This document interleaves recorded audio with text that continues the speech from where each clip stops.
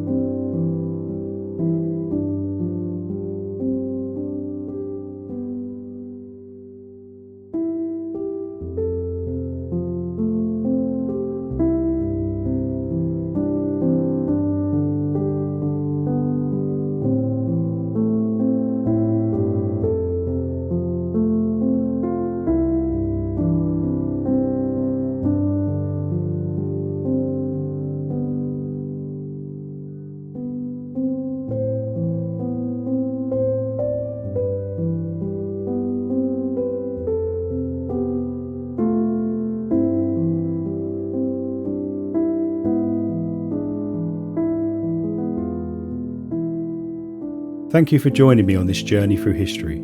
I hope you found these photographs as captivating as I did. If you enjoyed the video, don't forget to give it a like, share your thoughts in the comments, and subscribe for more content. I look forward to seeing you in the next video.